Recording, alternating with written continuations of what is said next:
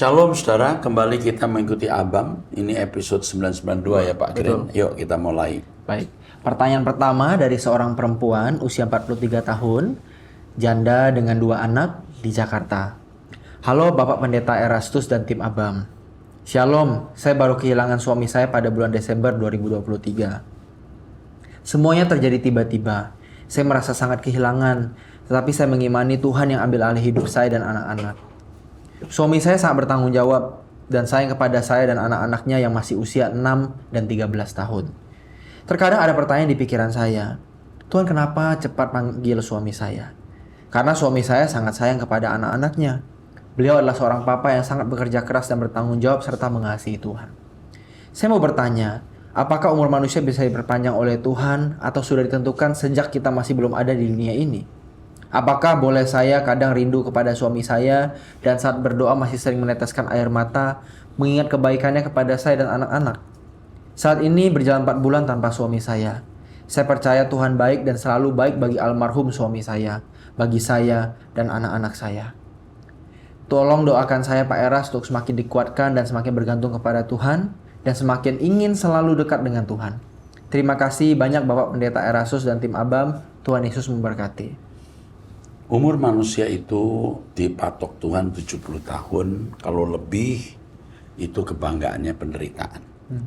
Tetapi kalau seseorang menjaga pola hidup yang baik, dia bisa sampai umur 90 tahun bahkan lebih tanpa menderita sakit. Apa yang ditabur orang itu dituainya. Nah, apakah orang ditentukan umurnya oleh Tuhan? Tidak. Yang pertama tidak. Tergantung orang itu bertanggung jawab atas dirinya. Mau usia sampai 70, 80 bisa. Sampai 30 tahun juga bisa. Tidak tidur teratur, tidak pola makan pola hidup yang baik, mengkonsumsi alkohol misalnya, pasti mati muda. Dia membunuh dirinya sendiri. Yang kedua, Tuhan tidak menentukan, tapi oleh karena satu dan lain hal Tuhan harus bertindak. Misalnya, kalau ini diperpanjang, orang ini akan jatuh dalam dosa. Padahal orang itu orang baik. Tuhan cegah itu dengan membuat ia meninggal. Nah ini sering yang tidak kita mengerti. Jadi apapun yang Tuhan lakukan itu pasti terbaik. Walaupun kita tidak mengerti, percayalah. Dan kita bisa menerima itu dengan ucapan syukur walaupun kita tidak mengerti. Apakah boleh rindu kepada suami? Boleh, tentu tidak mudah untuk melupakan. Tapi jangan berkepanjangan dan jangan memberhalakan perasaan. Ya. Kalau kamu mencintai Tuhan, nanti kamu akan tersembuhkan. Jadi doa pagi terus bersama saya, ikutin Truth ID, kamu akan disembuhkan Tuhan. Lewat persekutuan dengan Tuhan itu. Ya, oke. Cukup ya Pak Gren? Cukup. Oke, teruskan. Selanjutnya dari seorang perempuan usia 54 tahun, sudah menikah, memiliki 2 anak di Samarinda. Shalom Bapak Erastus yang terhormat. Semoga Bapak sehat selalu. Saya ingin sedikit curhat tentang anak saya dan meminta saran. Jadi, dia ini memang penurut dan hampir tidak pernah membantah kami orang tuanya. Pada satu sisi saya sebagai ibu perlu diakui juga banyak cerewetnya. Tapi apa yang saya dan suami lakukan semata demi kebaikan anak. Dalam keluarga ini yang aktif menggunakan sosial media hanya saya sebagai pengguna baru dan dia sebagai anak pertama. Nah, beberapa bulan lalu saya dan anak pertama itu berbincang. Dan pas itu juga dia jelas menyatakan tidak ingin berhubungan dengan saya atau tidak ingin saling follow di sosial media. Dia mengatakan privasinya tidak ingin diganggu dan agar orang tua tidak membobol kehidupan remajanya. Awalnya saya bawa perasaan atau baper, merasa dia tega dan sempat mengintainya juga dengan akun palsu. Akan tetapi dia memang tidak seburuk yang dibayangkan. Status dan postingannya terlihat netral dan bagus saja, seperti sifatnya selama dekat kami. Akhirnya hati saya lunak dan berusaha menghormati keputusan anak pertama yang ingin menjaga jarak itu. Jikalau ada sedikit kejanggalan dengan tingkah saya atau anak, semoga Bapak bisa menasihati kami. Terima kasih, Tuhan memberkati. Mestinya dengan orang tua dia tidak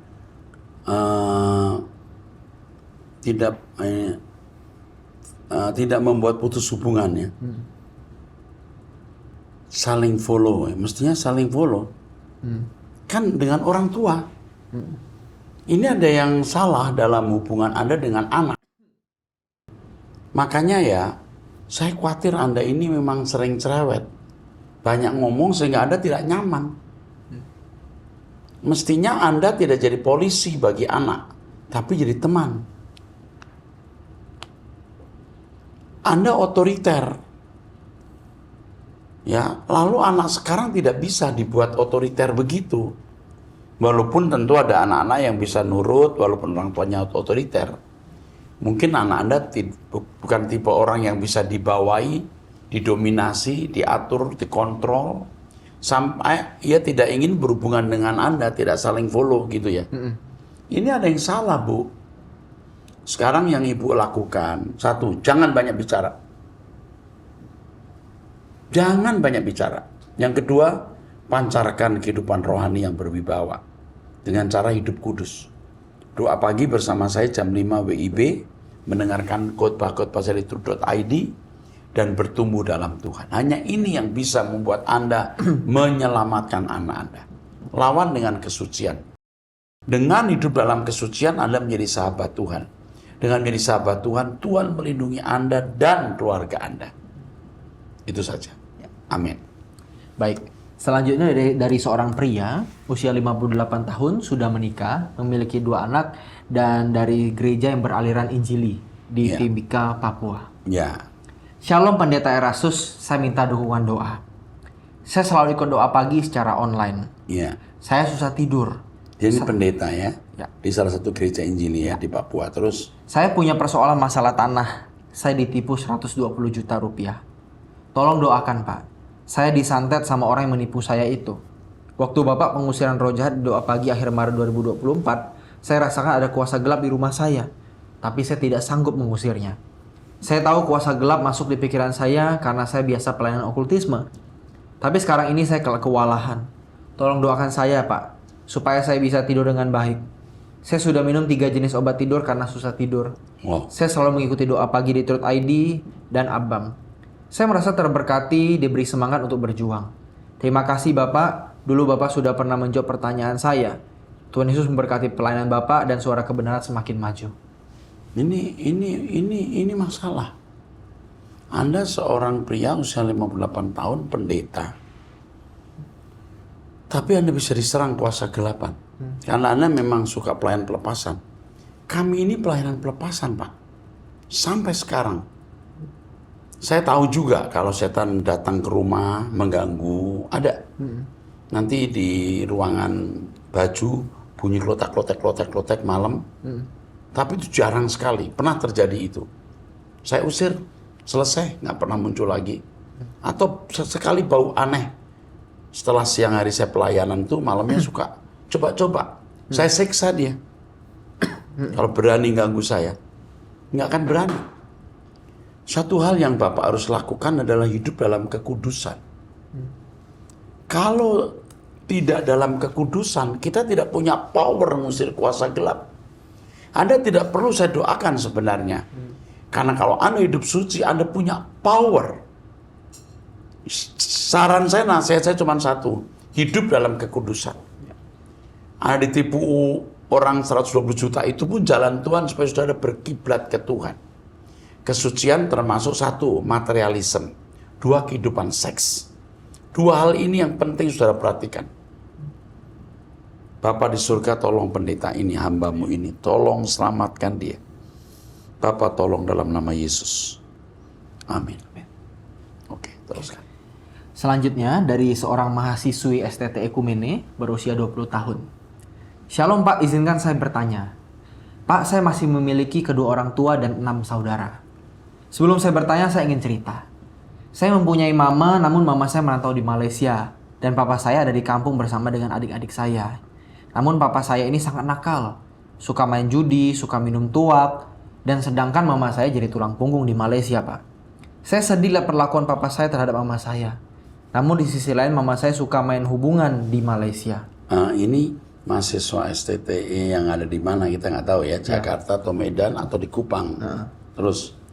Saya sedih Pak melihat tingkah laku mereka berdua. Tetapi lebih sedihnya lagi saya melihat adik-adik saya Pak. Mereka masih kecil-kecil dan harus ditinggal oleh mama. Namun walaupun mama dan papa saya seperti itu, tapi saya tak akan berhenti untuk mendoakan mereka. Pak, saya yakin dan percaya pada Tuhan Yesus. Tuhan Yesus akan menolong mama dan papa saya. Namun saya juga sering kepikiran, kenapa ya mama dan papa begitu? Saya juga bingung Pak, apakah saya berhenti kuliah atau lanjut bekerja mengurus adik-adik saya? Apa yang harus saya lakukan Pak? Terima kasih Pak Erastus, Tuhan Yesus memberkati. Kalau kau berhenti kuliah, kamu kerja apa? Ijazahnya SMA kan? Iya. Belum tentu kau bisa lindungi adik-adikmu. Untuk sementara, selama adik-adik masih bisa hidup, mamamu di Malaysia bisa mengirim uang, kau minta saudara untuk menjaga, dijaga. Kamu sendiri belum tentu bisa. Nah. Itu satu. Yang kedua, doa dulu. Ya, nanti untuk ini, tolong nanti Ibu Erlin hubungi. Ya, Ya, betul. kita punya kepentingan ini. Oke. Baik. Sekarang berikutnya ya. Baik, selanjutnya dari seorang perempuan usia 56 tahun menikah dengan 2 anak, seorang jemaat gereja beraliran karismatik di daerah Jakarta. Ya, gereja Pentakosta juga nih kali ya. Karismatik ya. Karismatik. Oke, terus. Shalom Pak Eras yang saya hormati. Saya mau minta pendapat Pak Eras apa yang harus saya lakukan. Saya wanita dengan 2 anak. Pernikahan saya yang pertama berakhir dengan perceraian. Karena mantan suami hobi selingkuh. Dan saat ini saya sudah menikah juga kurang lebih 8 tahun. Suami ini juga tukang selingkuh. Melalui media sosial dia mencari perempuan muda. Padahal perempuan itu sudah bilang, kalau nanti ketahuan istri bagaimana? Suami bilang asal WhatsApp di jam-jam tertentu tidak apa-apa. Suami ajak lanjut dengan WhatsApp. Wanitanya berjumlah puluhan, Pak. Dia sangat kasar dalam bicara ataupun tindakan. Biaya kehidupan pun dibagi 2. Saya sangat lelah sekali, Pak. Saya menikah dengan suami ini saat usia 49 tahun. Mohon nasihat dan pendapat Pak Eras apa yang harus saya lakukan. Terima kasih, semoga Bapak selalu sehat dan menjadi terang. Tuhan memberkati. Masalahmu tidak bisa saya jawab dengan mudah. Karena masalah ini harus dihadapi dan perubahan keadaan akan terjadi tergantung dari perubahan hidupmu. Ngerti maksudnya ya? Jadi yang kamu lakukan sekarang hidup suci, ikut doa bersama saya setiap hari, jam 5 pagi, mendengarkan khotbah-khotbah saya di truth.id, menjadi kekasih Tuhan, baru kamu akan lihat pembelaan Tuhan. Sekarang kamu pusing. Kamu juga bingung mau buat apa. Saya juga tidak bisa memberikan jalan keluar, kecuali ini tadi. Bertumbuh dalam kekudusan, menjadi kekasih Tuhan, lewat sarana pelayanan truth.id, kamu akan dibela Tuhan dan melihat pertolongan Tuhan. Kamu sudah 2 kali langkah salah. Menikah dengan pria yang salah yang pertama, yang kedua mestinya kamu nggak perlu menikah lagi. Tapi sudahlah, sudah terjadi, jalani saja, Tuhan akan membela kamu. Penderitaan yang kamu alami akan menyempurnakan dan mendewasakan kamu, dan membuat kamu merindukan langit baru, bumi baru. Bagus. Itu positifnya. Tuhan berkati. Baik, selanjutnya dari seorang pria sudah menikah, memiliki 1 anak, beragama non-Kristen, berdomisili di Samarinda, Kalimantan Timur. Non-Kristen ya dia? Non-Kristen. Shalom Pak Pendeta Erastus yang saya hormati. Sebelumnya saya ingin mengucapkan terima kasih kepada Pak Erastus dan yang lainnya atas jawaban dari pertanyaan saya yang sebelumnya. Pada kesempatan ini saya mau bertanya tentang teologi. Orang Trinitarian atau penganut Trinitas bersikeras bahwa ajaran Trinitas itu monoteisme. Karena kata mereka, tidak mungkin kalau Allah itu tidak Tritunggal karena Allah terdiri dari firman atau perkataan dan roh. Iya, terus? Tidak ada di suatu saat Allah itu tanpa firman atau perkataan dan roh. Firman itu mengacu kepada Allah Anak dan roh itu mengacu kepada Allah Roh Kudus. Firman itu suatu sifat Allah yang kemudian menjadi hipostasis atau pribadi yang dinamakan Yesus dan firman itu. Berbeda dengan Bapa seperti sinar matahari, itu berbeda dengan bola matahari. Bagaimana penjelasan atau bantahannya Pak Erastus? Maaf pertanyaannya fundamental. Dan maaf kalau pertanyaannya kurang berkenan. Ajaran Trinitas itu tidak alkitabiah. Firman itu bagian inheren dari Allah, tidak bisa terpisah dari Allah menjadi pribadi lain. Kalau misalnya tangan Allah berkuasa, bukan tangannya bisa jadi manusia. Roh Allah itu ya rohnya Allah Bapa, bukan roh yang terpisah. Kalau roh Allah itu roh yang terpisah, ada dua roh dong, roh Allah dan Allah punya roh nggak? Nah, menjawab pertanyaan ini panjang lebar, tapi saya harap Anda bisa mengikuti penjelasan saya mengenai monoteisme. Itu sudah sampai ke perikop sekian. Kalau logos sampai 42 sesi, kalau monoteisme sampai berapa ya? Udah berapa ini ya? Ya, Anda ikuti ya, Saudara Andi ya. Andi ya, Anda luar biasa ya. Anda non-Kristen tapi memberikan pernyataan seperti ini. Dan saya menyatakan ini dari apa yang saya gumuli, saya doakan. Ya, Allah itu monoteisme, yaitu Elohim Yahweh. Esa. Allah memiliki anak, bukan dalam arti walad. Karena anak kan Allah tidak melakukan seks. Tapi Allah bisa menjadikan seseorang lahir atau diperanakan. Yesus itu diperanakan. Sebenarnya Adam juga diperanakan oleh Allah. Tubuhnya dari tanah, tetapi kehidupannya dari hembusan. Wayipa, nismat kayim. Itu nggak diciptakan. Roh itu nggak diciptakan, itu dari Allah. Demikian pula Yesus lahir dari Roh Kudus. Tubuhnya dari Maria. Maria dari mana? Dari tanah juga. Ya, itu baru monoteisme. Yesus anak Allah. Adam anak Allah. Kita anak Allah. Yesus menjadi anak Allah yang sulung. Yang menebus dosa-dosa manusia. Itu dulu Andi ya. Ya. Anda luar biasa ya. Pertanyaannya santun, sopan, dan saya nyaman menjawab pertanyaan yuk. Nanti kalau perlu kita kirim buku monoteisme, bisa dikasih linknya supaya bisa membaca. Oke.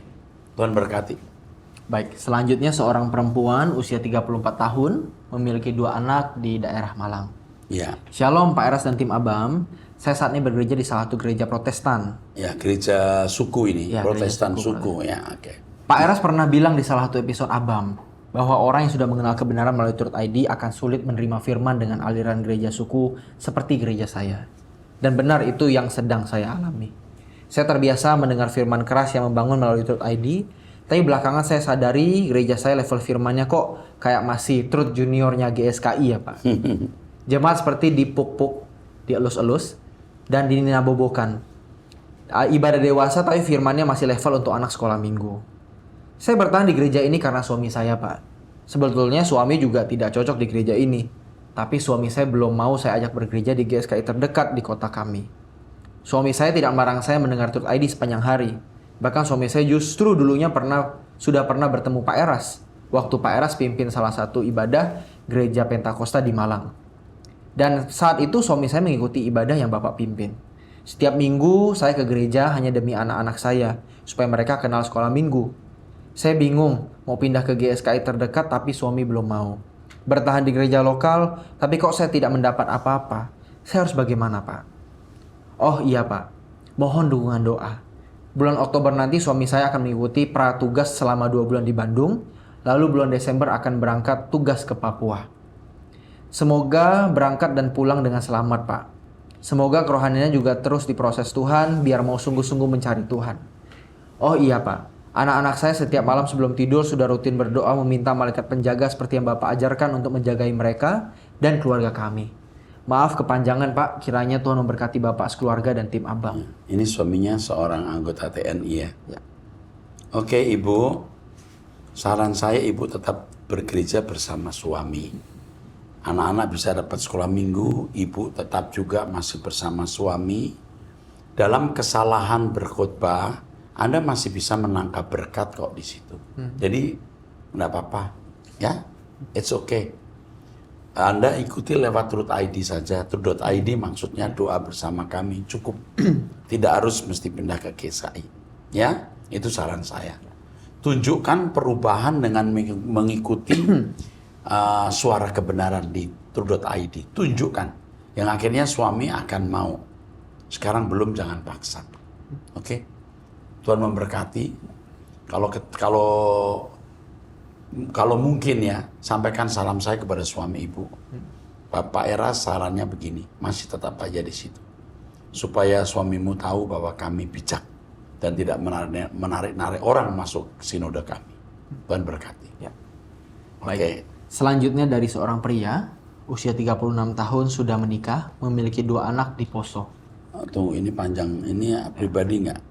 Yuk dibaca yuk. Ya, oke. Unik juga ini. Terus.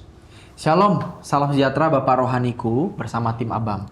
Terima kasih sudah mau menjawab pertanyaan saya. Sekarang ini rumah tangga saya sedang tidak baik.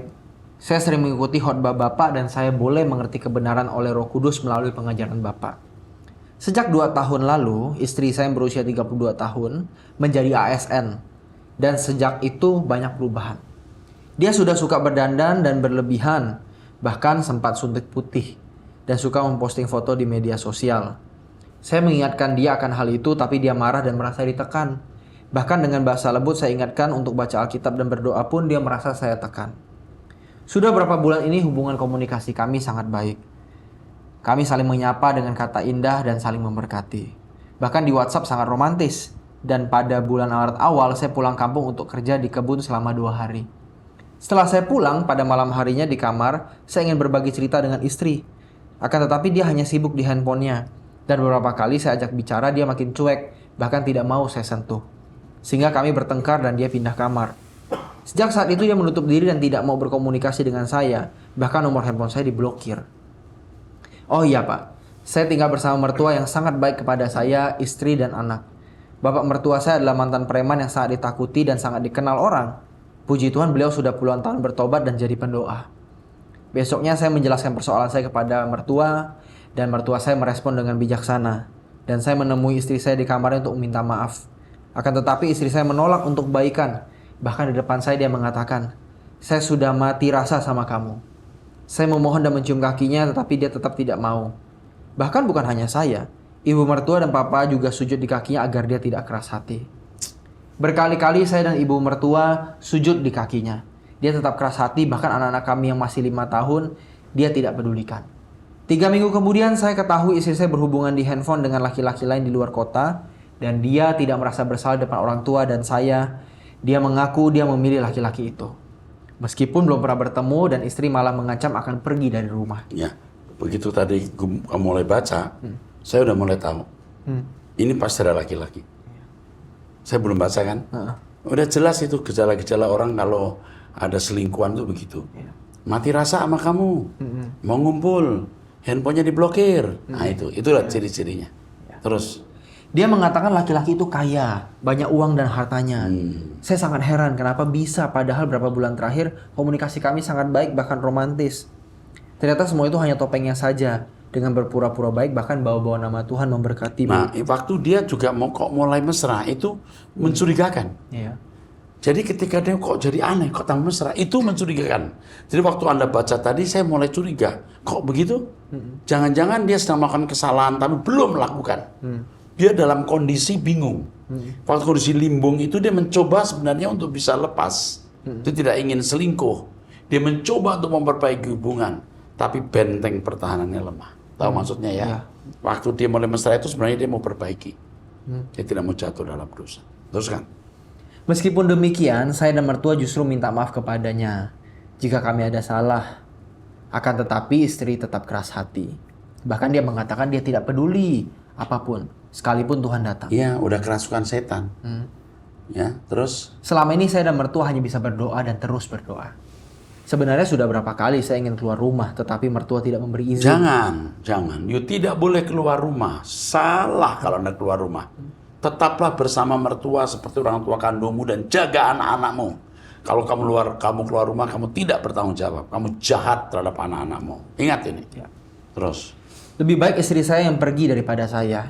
Dan kalau saya paksa pergi, istri saya akan diusir dari rumah dengan tangan kosong. Nah, ini mertua yang baik. Jadi kamu jangan tinggalkan mertua. Kamu tetaplah di situ bersama anak-anakmu. Ingat pesan, ingat nasihat saya. Terus. Saat ini saya hanya bisa berdoa menunggu cara Tuhan untuk memulihkan hati istri saya. Tunggu cara Tuhan. Kamunya bertobat hidup suci. Terus. Sampai saat ini saya tetap menolong istri saya sekalipun dia sudah mengkhianati saya. Dan selalu mengatakan bahwa dia tidak suka lagi kepada saya. Gak apa-apa. Kamu tetap bantu dia. Terus. Tetapi saya berpegang pada firman Tuhan. Apa yang dipersatukan Allah tidak boleh diceraikan manusia. Dan saya mengampuni istri saya dengan menolong dia. Apapun kemauannya saya ikuti. Meskipun di depan saya dia sangat tergila-gila kepada pria lain. Ya, enggak apa-apa. Nanti satu kali dia akan menyesal. Dia dibohongi itu. Asli dibohongi oleh laki-laki itu. Dibohongi. Laki-laki itu tidak kaya. Dia pasti pamer kekayaan dan itu pura-pura. Terus. Saya selalu ingat kata-kata Pak Eras. Cara mengampuni adalah dengan menolong dan mendoakan orang yang jahat kepada kita. Amin. Terus. Dan sampai saat ini sudah sebulan saya dan mertua sangat bergumul dengan perilaku istri saya. Sehingga kami memutuskan untuk menyita handphonenya agar dia tidak bisa berhubungan dengan pria itu lagi. Percuma, nggak bisa. Yusita dia akan cari handphone lain. Dia tambah kepahitan. Terus. Sampai saat ini di dalam rumah dia melakukan apa kesenangannya sendiri. Ya. Pertanyaan saya, Pak, apa yang harus saya dan mertua lakukan lagi, Pak? Kami sudah Diam habis. berdoa. Diam berdoa. Mestinya tidak usah pakai sita-sita handphone. Itu nanti juga malah akan menimbulkan kepahitan. Kalau sudah kegilaan begitu juga semua apa aja diterjang. Terus. Kami sudah habis kata, air mata, dan cara. Tolong doakan keluarga saya dipulihkan, Pak, dan kami diberikan Tuhan kesehatan dan kekuatan. Kamu harus mencari Tuhan lebih ekstra. Doa, puasa, hidup suci. Tuhan akan pasti menolong kamu. Ya. Oke, saya kira cukup ya nasihat saya udah muncul. Terus. Terakhir dari seorang perempuan Usia 31. usia 31 tahun, Gereja- seorang jemaat beraliran gereja Protestan Gereja di suku Cikarang, ini. gereja suku. Oke. Shalom Pak Eras dan tim Abam. Semoga Pak Eras dan tim selalu dalam keadaan sehat ya Pak. Kali ini saya bukan mau bertanya Pak, tapi minta didoakan sama Pak Eras. Doakan saya Pak.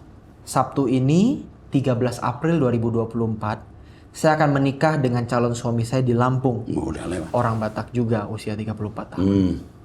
Doakan kami Pak agar rumah tangga yang akan kami bina ini menjadi rumah tangga yang berlandaskan kekristenan dan menjadi rumah tangga yang menyukakan hati Tuhan. Doakan saya dan calon suami juga Pak agar kami tetap komit untuk senantiasa mau belajar firman dan kebenaran yang murni setiap harinya. Agar kelak kami juga bisa mengajarkannya ke anak-anak kami. Itu kerinduan saya Pak. Sehat-sehat terus ya Pak dan tim.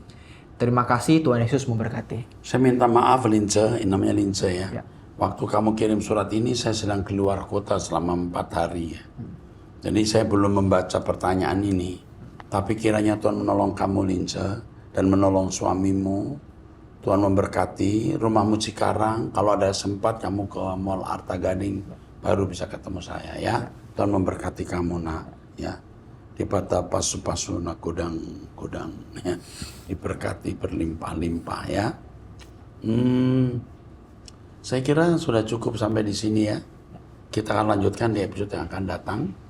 Sampai jumpa, Tuhan memberkati saudara.